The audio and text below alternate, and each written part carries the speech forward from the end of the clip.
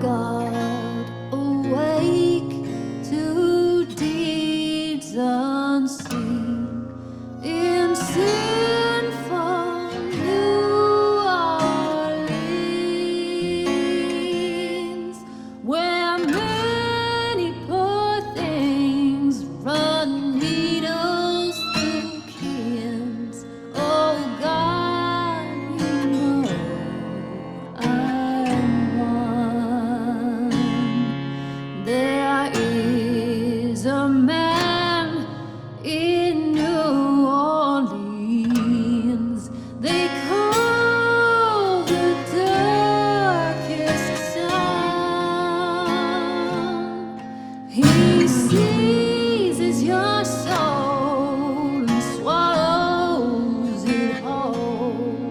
Oh God, they're gone. The flood will come and take the whole of New Orleans. Then she will rise and turn the earth, turn it inside out.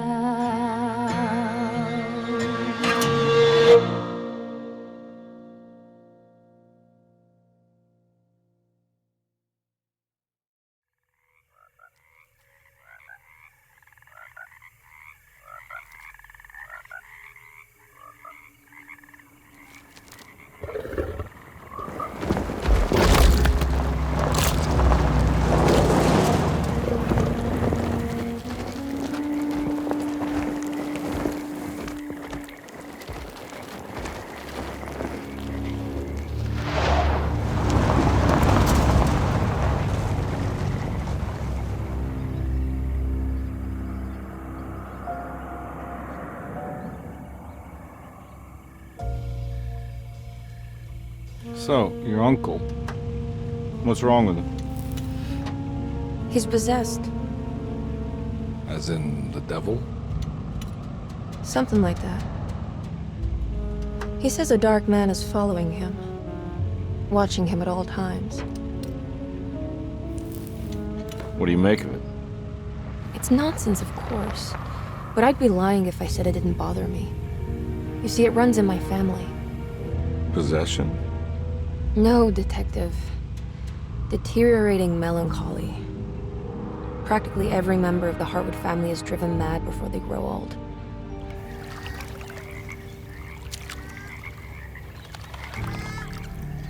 But Jeremy didn't kill himself. Is that why he's at Derceto? Despite being convinced that he is truly possessed, he decided to put his last chips on Dr. Gray and his psychoanalysis, figuring he might stumble upon some cure.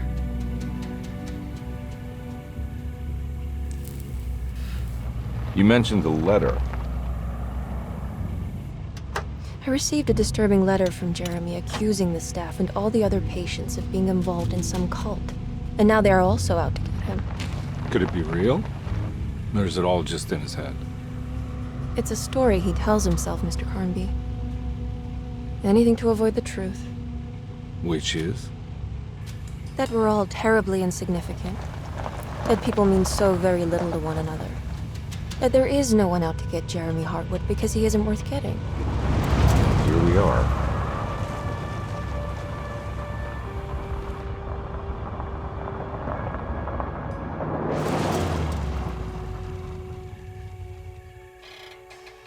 My uncle's not well, Mr. Carnby. I want to make sure he's all right. And what's my part in this? You couldn't get a cab? I just wouldn't feel safe going alone.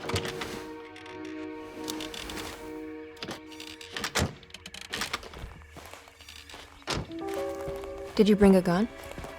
Yeah. You think it'll actually come to that? No. But you might need to wave it around depending on how agreeable the staff will be. What exactly are we gonna do when we find Jeremy? I don't know. Let's just find him first.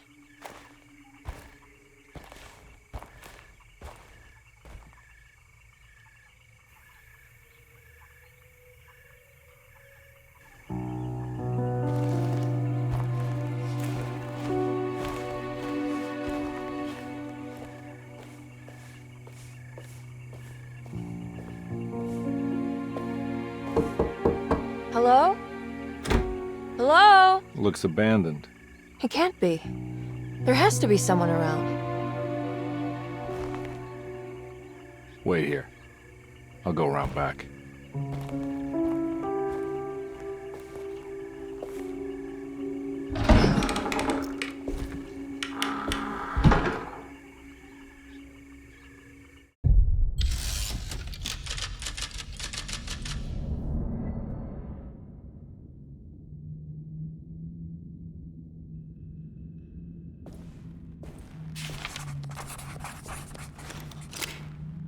Derceto, the old plantation building, was ready to fall, but kept alive by some starry-eyed carpetbagger called Dr. Gray.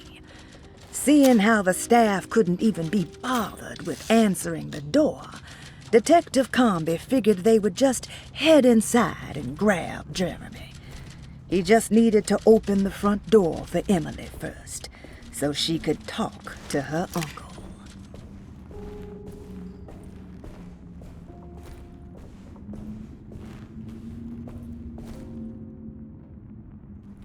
Now what do we got here?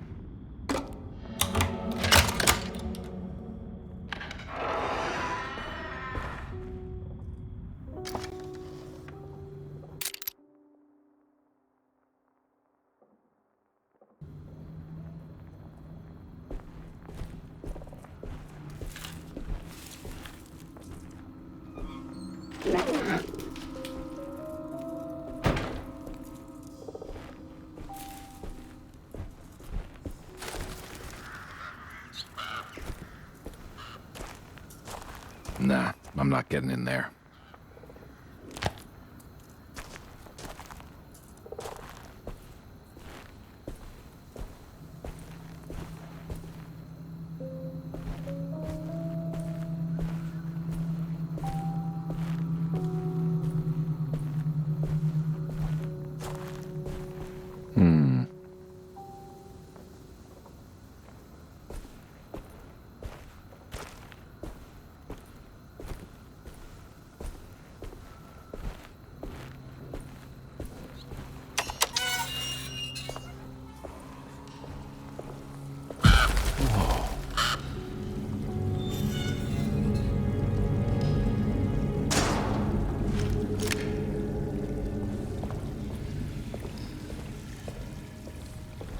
That's one big tree to fit inside a conservatory.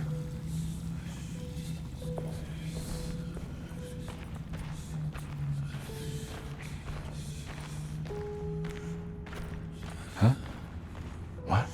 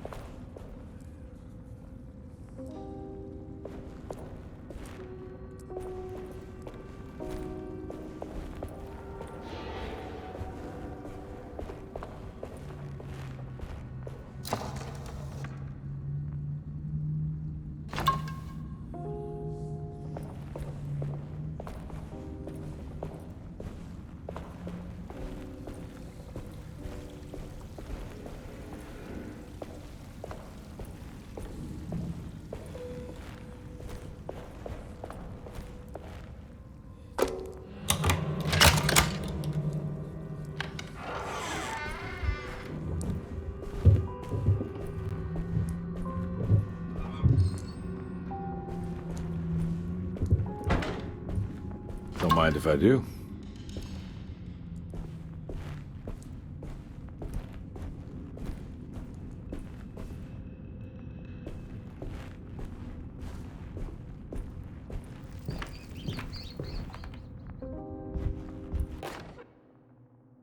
Every day your silence weighs a little heavier.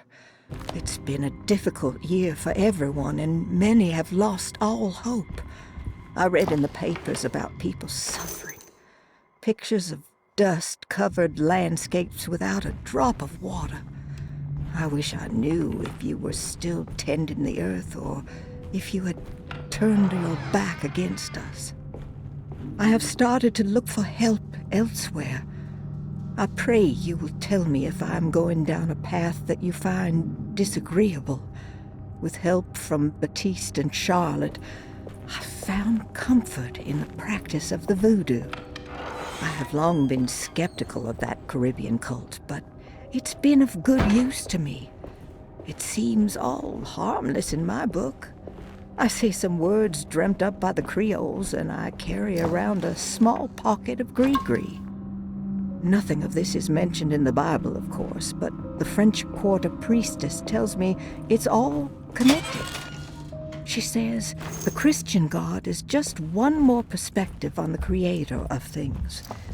That's what I like to think, but the other way around, that the spirits of her faith are just aspects of you, our Heavenly Father.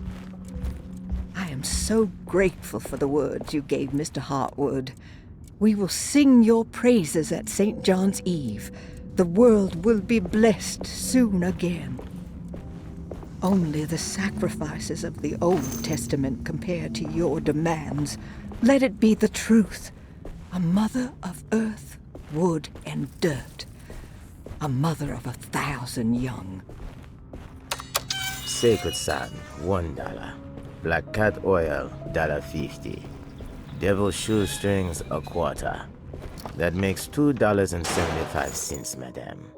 What was that you were telling the doctor? A goat without horns. What does that mean? You must have misheard me, madame. I said no such thing. Please. I know I don't Need the look like key. any of you, but I'm devout. I'm ready to do what it takes. Do not be so eager to sacrifice the few things you have left, madam. Now please, leave my store. Goat without horns.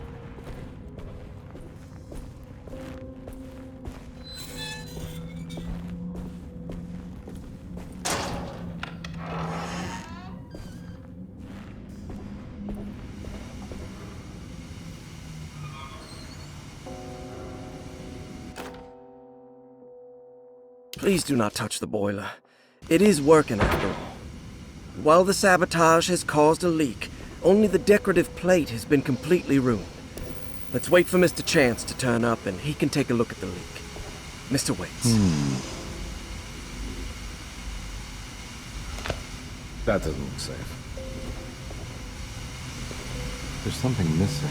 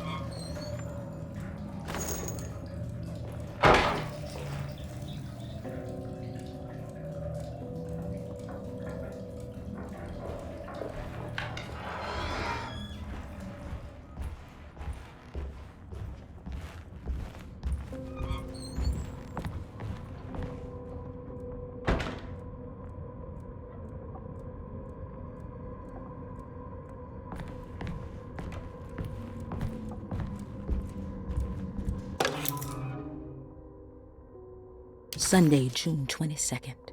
I spent all day looking for Jeremy.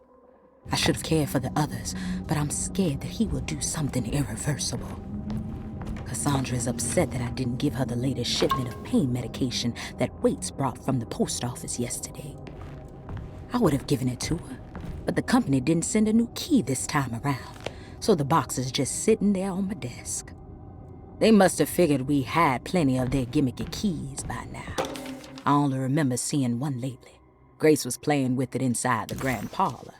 Unless it turns up by itself, it will have to wait. I have to figure out where Jeremy is. I think Jack knew something. That dog of his found a strange rot permeating the house. She's showing us, he said. Like those blots and streaks of fetid rot was talking to him.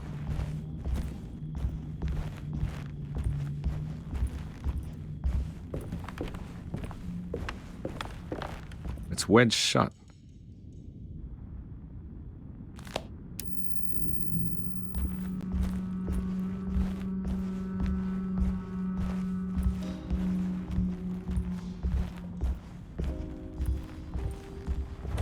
Looks important.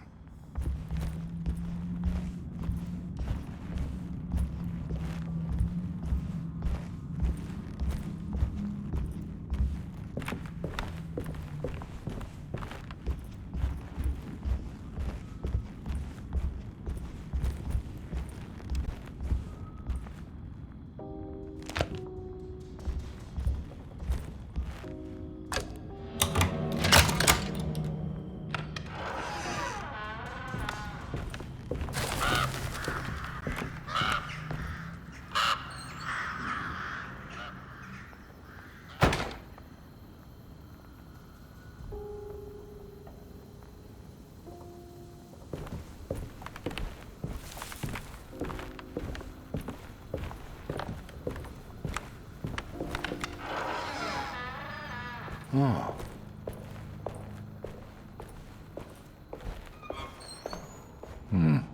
I need the key.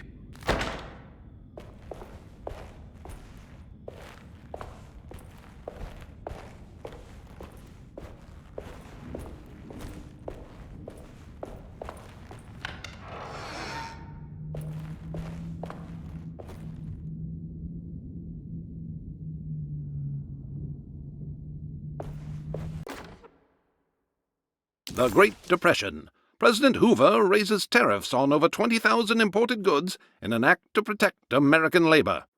Following the collapse of the Wall Street stock market on October 24 last year, American industry has suffered greatly. Thousands of companies have gone bankrupt and left a large part of the American workforce unemployed.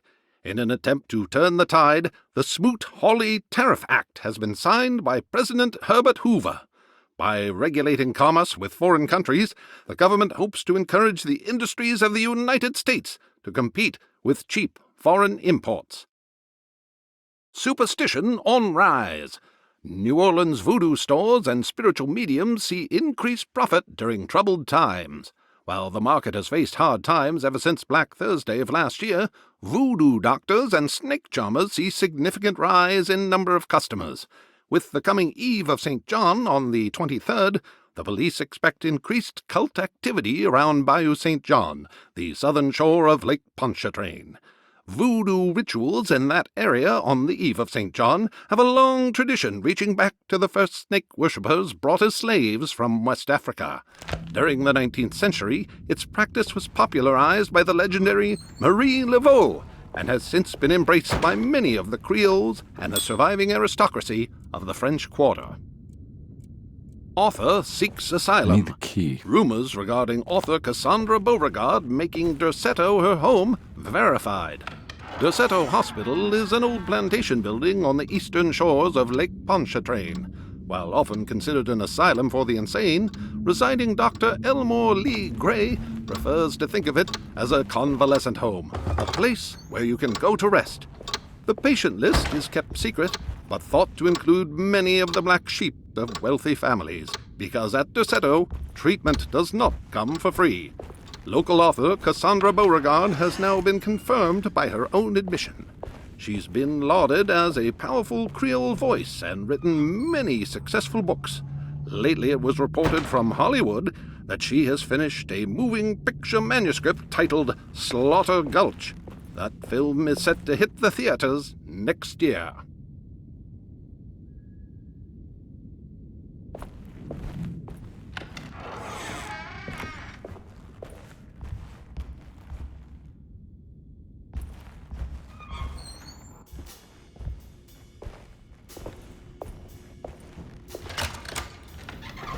Thanks. What are you doing? Who are you? Whoa, pardon me, excuse me. My name is Edward Carnby, private investigator. I hope you don't mind we let ourselves inside. I do mind.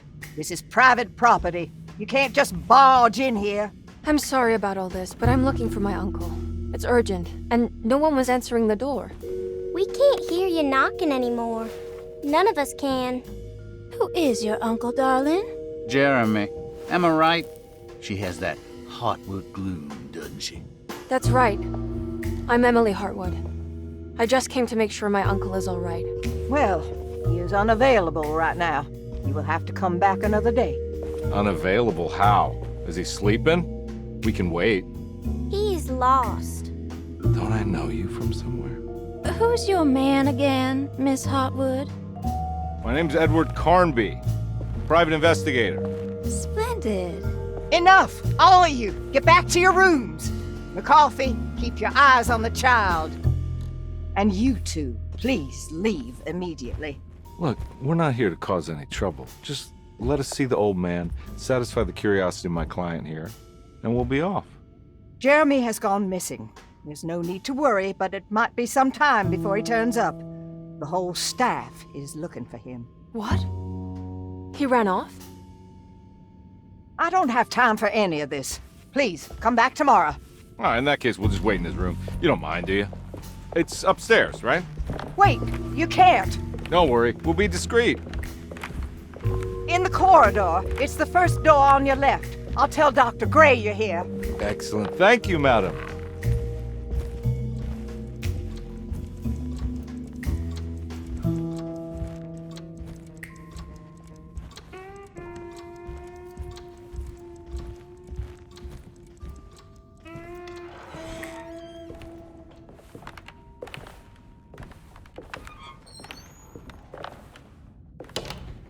All right, here we are. Let's look around. See if we can dig up any clues.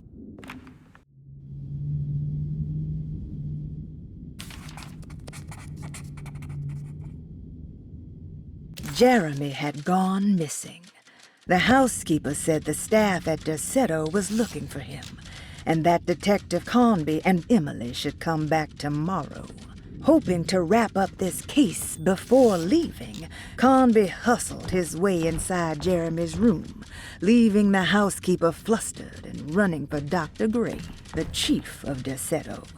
Having bought some time, this was the perfect opportunity to look for clues regarding Jeremy's disappearance.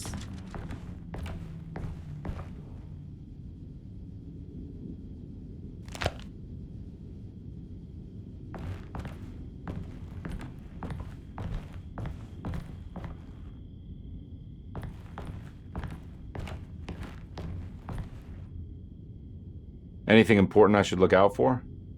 Did he keep a diary? Not that I know of, but it wouldn't surprise me.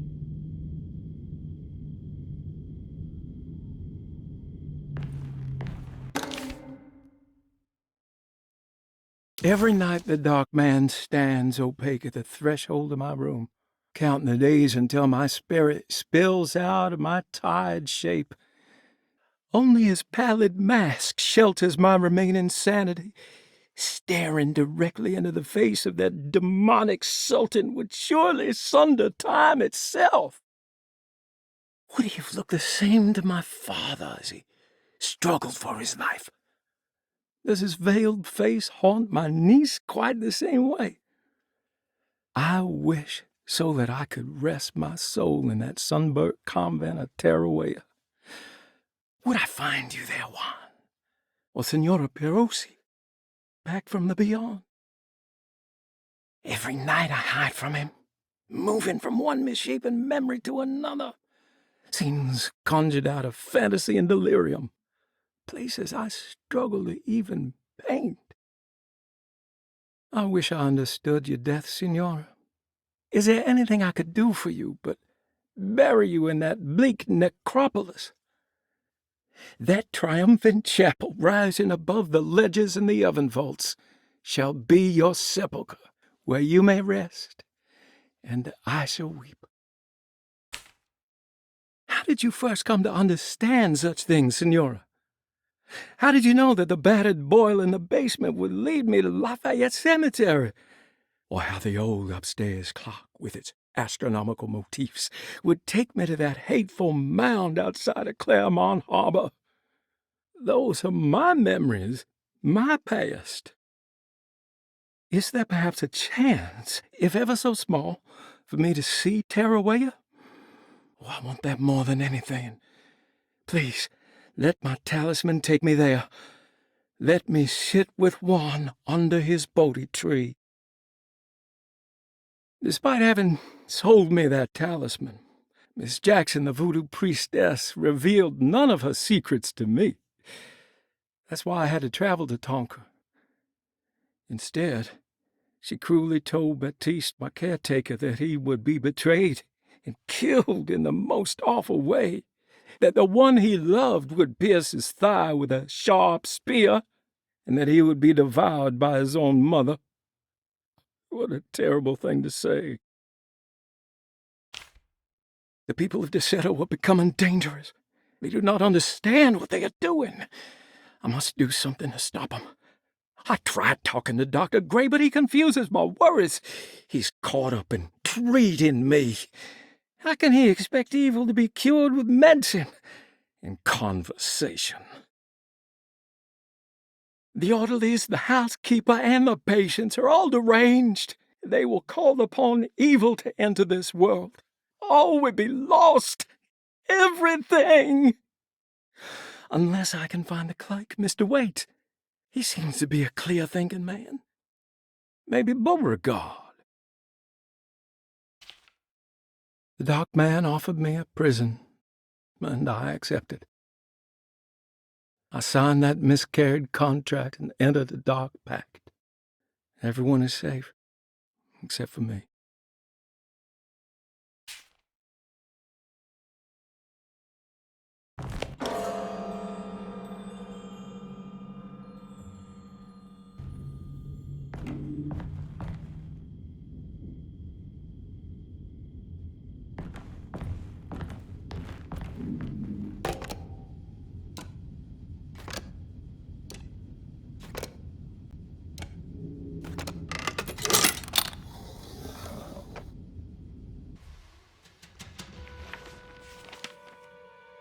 Hey, you know anything about this? Looks like some sort of talisman.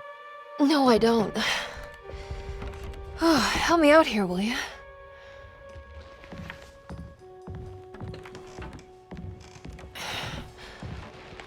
I would kill the guy, throw some of this stuff out. I'd be crazy too if I had this much junk lying around.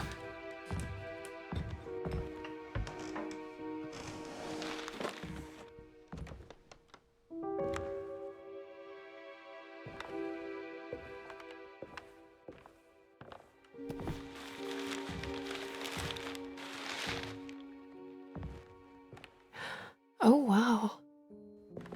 That's striking. I want to save this one.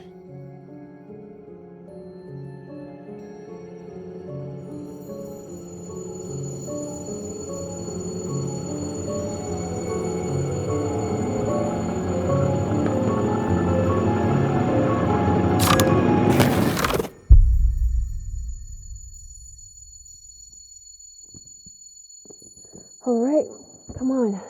I want to go see Dr. Gray.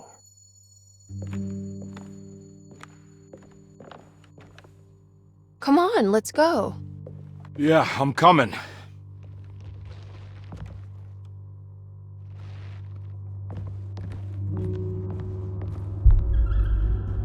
Miss Hartwood. Emily?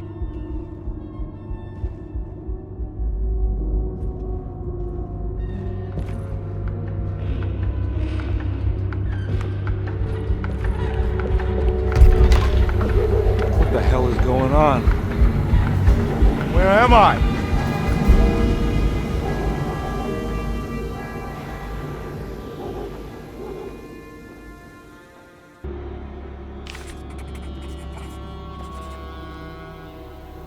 Detective Carnby couldn't believe his eyes. The French Quarter scene before him was dark and sinister. The only sign of life he could see from Jeremy's balcony was the light coming from a lone corner store.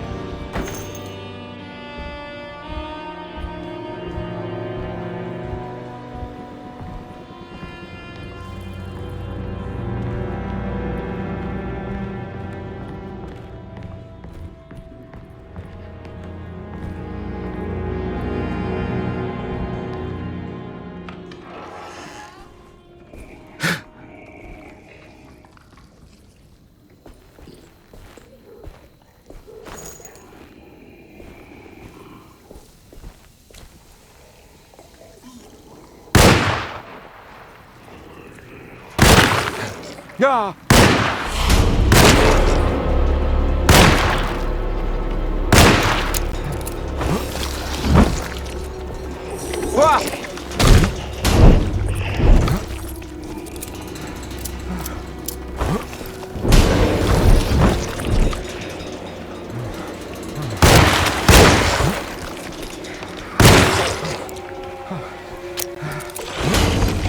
Christ, what the hell was that?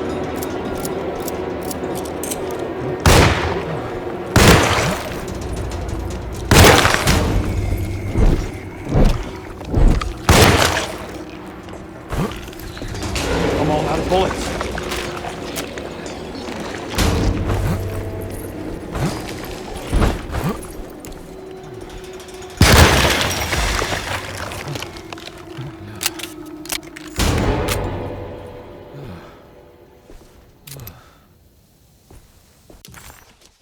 Detective Carnby had seen plenty of violence before, but nothing quite like this. What was that cursed thing?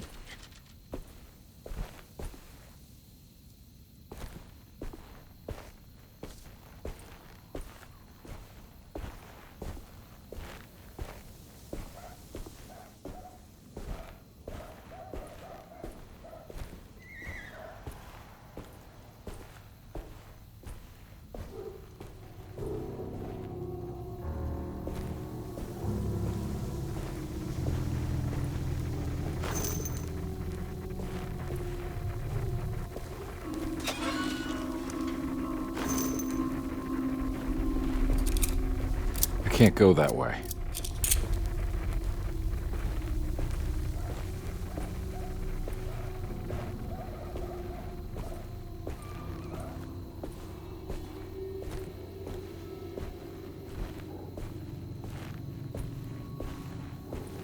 What the hell is going on?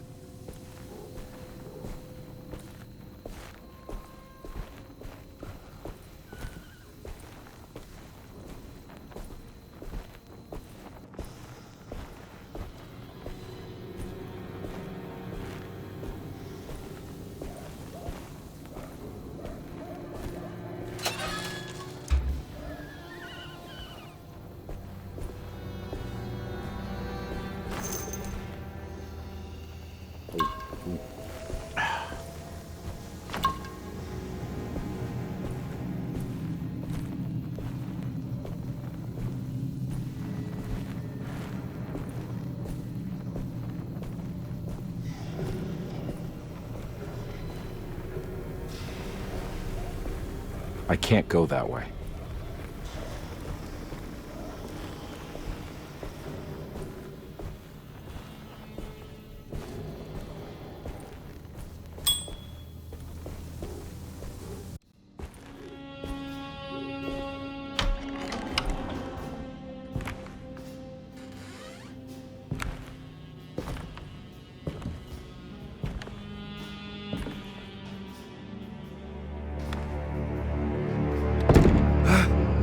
get inside, compare. They're not the good kind. Is this your store? There are no owners here. We both strangers in Jeremy's story. Jeremy did this. How? The pact with the Dark Man. Jeremy warned us, but we didn't think much of it. I'm Detective Edward Carnby. I was hired by Jeremy's niece to find him. Oh, yeah? How much she paying you? $150. She's sure getting her money's worth tonight. Are you a thinking man, compare? No, not if I can help it. You know, I think Jeremy's hiding in a way we can't find him. He has this juju necklace that guides him. The talisman? That's right. It's some magic charm he got from Miss Jackson down the street. The voodoo priestess? You know surprising things, compare. Yeah, the Mama Loa. Here, take the key. I locked the gate to save her place from all the ghouls and goblins getting inside. Maybe if you go there, you can find some clues to show you the way. Thanks. I'll have a look.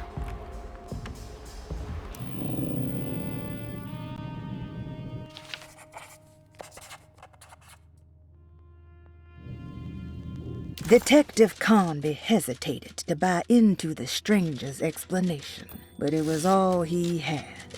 Baptiste, this mountain of a man, seemed to suggest that this other world they had been pulled into was built from Jeremy's scattered memories. It sounded crazy to him, but Carnby couldn't exactly deny the situation he found himself in. Baptiste believed Jeremy was able to move freely between worlds using a talisman he got from Miss Jackson, a voodoo witch doctor that made a good living from alleviating the rich from their ailments and their money. In hope to find Jeremy, or a way back to Derceto, Carnby set out to investigate Miss Jackson's place.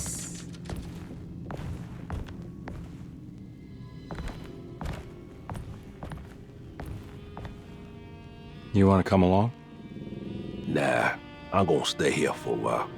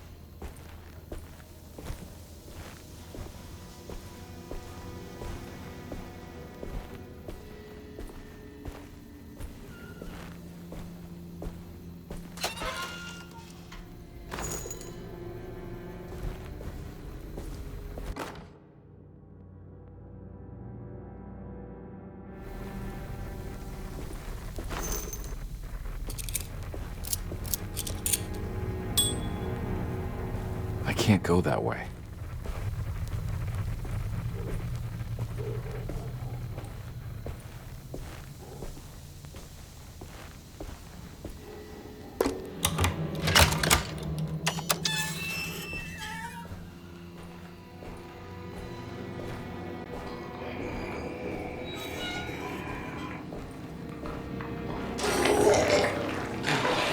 Yeah.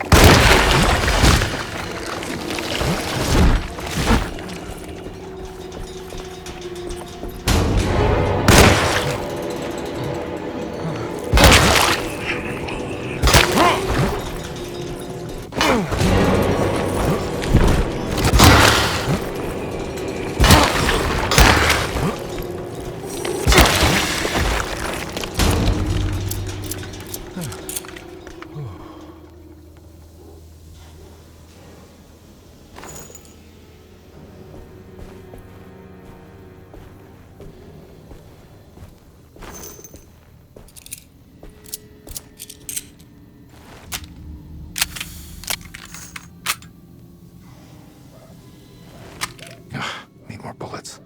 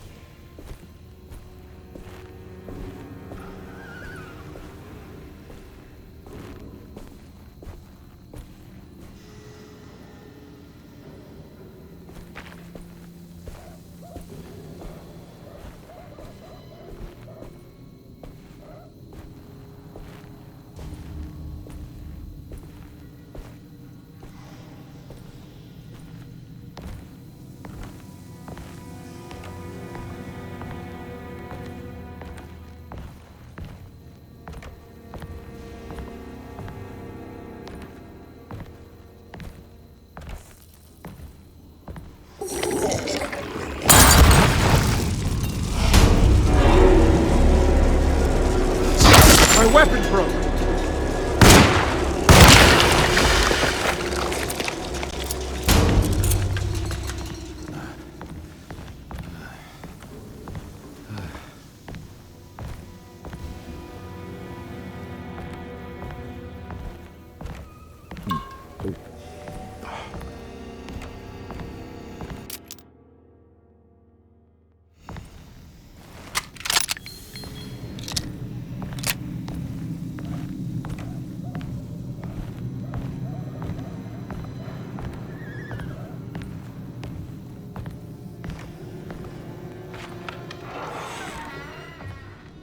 I recognize this place. It's Miss Jackson's seance parlor.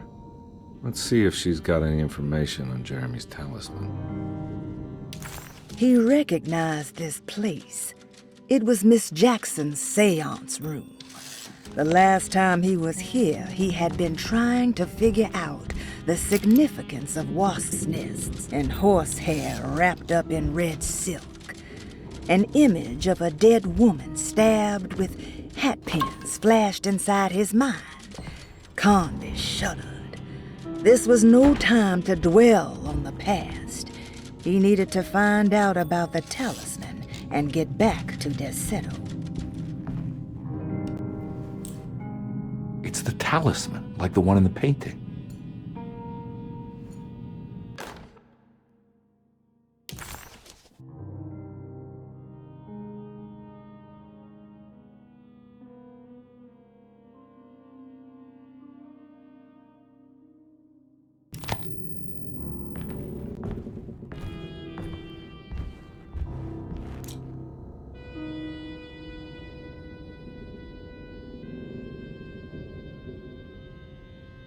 I think it's meant for the talisman.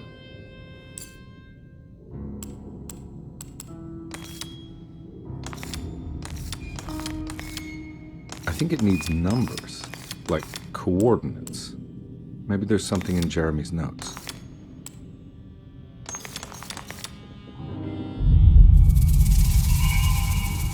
It's showing something. A place? Where is that?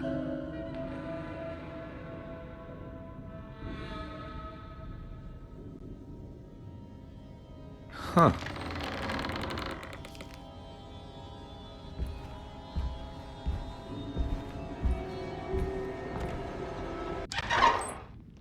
Detective, I was wondering when you were going to show up. Mrs. Thompson told me you were here. I understand you are working for Jeremy Hartwood's niece. Yeah, I guess so. I mean, you're not wrong. We came here for her uncle. I just didn't expect this. You are Dr. Gray, right? That's right.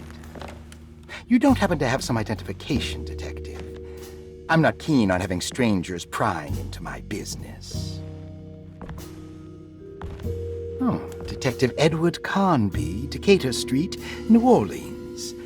Enjoying the Vieux Carré, Detective? Those old French quarters, the voodoo people, the gangsters. I'm sure you live an exciting life. Well, it's not quite like the stories, Doc. Just trying to make a living. Aren't we all making a living? Well, welcome to Derceto, Detective. I hope your time here will be useful. Now, what can I do for you? But why don't you tell me where I can find Jeremy Hartwood? Why wouldn't that make for a short visit? I wish I could tell you, but I'm afraid I don't know. A drink, Detective? Anything brandy. Oh, you do belong in the French quarters, Detective. Armagnac or cognac? You know, just give me the cheap stuff. I'm not much of a connoisseur. Having low standards is not a virtue, Detective. Let me see if I can broaden your perspective. What can you tell me about Jeremy? I wouldn't want to go into details about his condition. Doctor-patient confidentiality. I'm sure you understand. Sure, but he is crazy, and he's gone missing. Why? Here, try this. Ooh, it's good. Got a bite? It's called a sidecar. The trick is not to be afraid of the tartness of the lemon. Then, for goodness sake, don't overdo the triple sec. Okay, what can you tell me about Jeremy? Well, let me think. He is an anxious man, constantly worried about events not presenting themselves according to his model of predestination. He complains about things not being carried out in the right order, and that some things simply shouldn't be. Is any of this helpful to you? Not really. I was hoping for some direction where to look next. I'm sorry. I have nothing for you then. You should talk to my orderlies. They have been looking for him for a while now. I'm sure they would appreciate your help. Yeah, I ran into Batiste earlier. Come to think of it, he might have given me a lead. Oh, excellent. So your investigation is already underway. I'm gonna go, but I'm sure we'll meet again. Looking forward to it. Safe returns.